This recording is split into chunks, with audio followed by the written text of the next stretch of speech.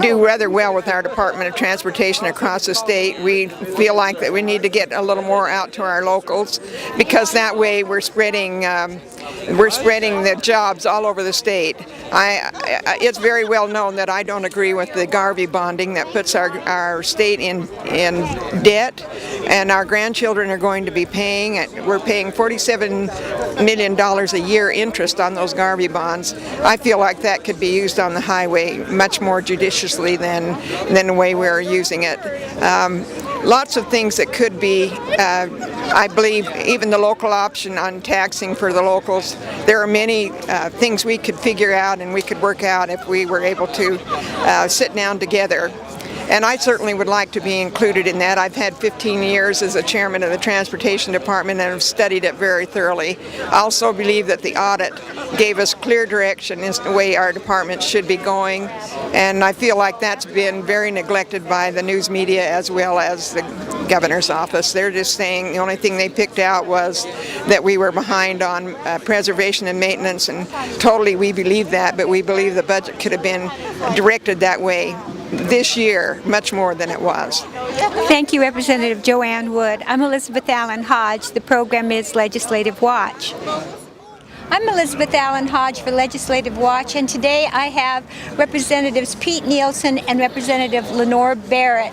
Both of them have been here at the Boise Tea Party, which has sponsored a press conference to tell the governor that people are concerned about the increase in taxes that he's requesting. Representative Barrett spoke to the crowd today. I'm going to ask her to make a comment, and then we'll hear from Representative Pete Nielsen. Thank you both for being here. Well, as far as today, and I was very happy to be here and to be asked to say a few words, because you fight the fight, and you fight, and you fight, and you fight within those walls, but it's nice to come out and hear from real people. Well, you hear from them emails. I got faces and signs. I mean, I love this. And I really feel encouraged that the grassroots, the sleeping giant, I really feel encouraged that they're waking up. And I hope that all of us who did speak today contributed something to that little wake up call, because that's what it's going to take. I hear that you've been receiving 5-to-1 messages about not raising or increasing taxes. Because I went home this weekend. Yeah, I'm one of those people that make the big bucks. I go home and spend your money. Anyway, those are my emails that I just barely, because I can't get my computer to work at home. How many are there? Do you have any idea? Looks like a bunch. But that's a bunch. I'm going to guess probably 75 to 100. But that's only about a third of the way through. I haven't had time, and I don't know if I can get through all of them. And now that but I had absolutely not one tax request. They're all no, and a lot of them is what don't the governor and the Senate understand about the word no.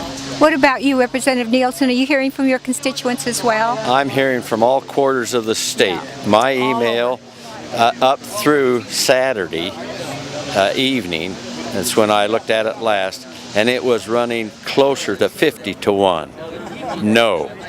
50 to 1. It was. Now, I haven't seen what's been on there this morning, and I'm sure that we'll have a lot of the construction companies and other folks like that that are going to be saying yes. But they're not the same kind of a deal, as far as I'm concerned, as the person that's paying for the roads with their own taxes. They don't have their hand in the cookie jar, those folks don't. And I'm amazed, I'm really amazed, Liz, that I looked at that email and I had to call my wife in and come and look at this thing, and I said, I can't believe what's happening. And it's from all quarters of the state. Yeah. That's the interesting part. It is from all quarters. And another thing about it is they're not copies sent to one person with copy coming 100 like you get lots of times. Mm-hmm. These are the people's own words every time. It's not repetition in what you're reading in one. It's different ways of saying hell no. Exclamation points. Yeah. Okay. So, but like my district, and of course my entire time in the legislature has been based on smaller government, lower taxes, fewer regulations, and more personal accountability. So, and my people know me, and I have been consistent, I like to think. So I don't get a whole lot from my own district. But when I went home this weekend, I ran into Delbert down at the gas station getting ready to come back.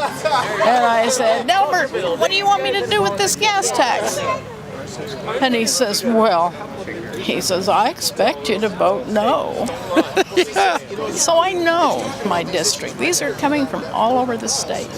So why do you suppose the Senate and the governor doesn't hear the same message that you're hearing? They're not listening. People see what they want to see. They hear what they want to hear.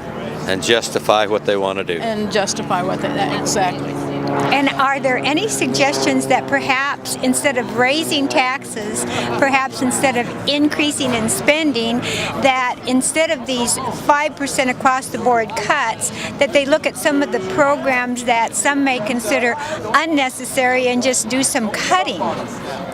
I would welcome something like that, and we talk about it. What you get into, and you can correct me if you see this differently, is the program that didn't we cut parents as teachers this year? Barely. Barely. One. Parents as teachers. Parents are teachers. Help me understand that one. The Parents as Teachers program was, I think it was a Pat Kempthorne. Yeah. And it's, I don't know how they decide do they do it through the health and welfare? But the people are sent out to families if they request. I think it's voluntary. And they teach these young women or old women or drunk women or whatever how to take care of their kids. Like, you should read to your child and you should play with your child, and all the things that to me is maternal instinct. Yeah. But it does get funding. Nobody knows that like a mother. And That's what is exactly the right. funding for this? I don't remember the amount. It's like everything else. It's $1 here, $1 there. Pretty Okay. soon it adds up. If somebody But it wanted to was funded. research this, how would they go about finding out?